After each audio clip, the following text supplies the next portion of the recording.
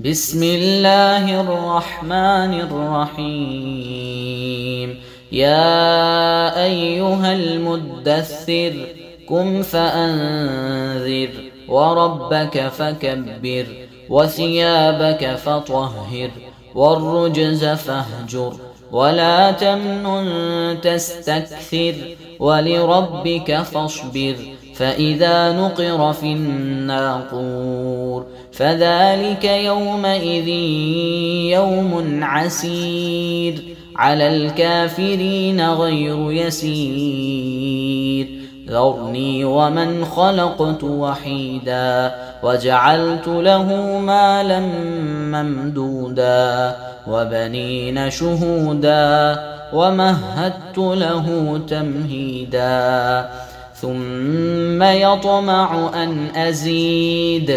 كلا إنه كان لآياتنا عنيدا سأرهقه صعودا إنه فكر وقدر فقتل كيف قدر ثم قتل كيف قدر ثم نذر ثم عبس وبسر ثم أدبر واستكبر فقال إن هذا إلا سحر يؤثر إن هذا إلا قول البشر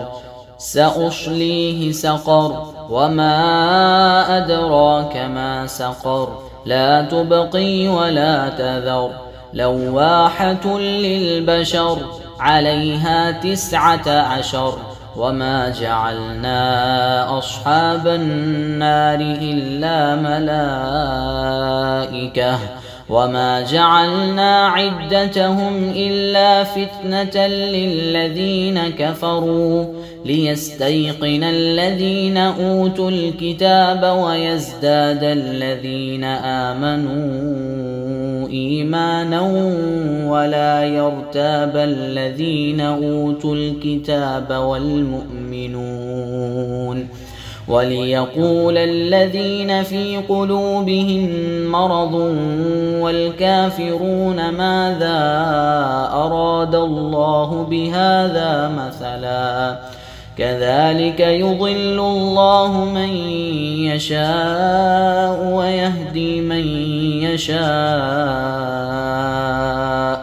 وما يعلم جنود ربك إلا هو وما هي إلا ذكرى للبشر.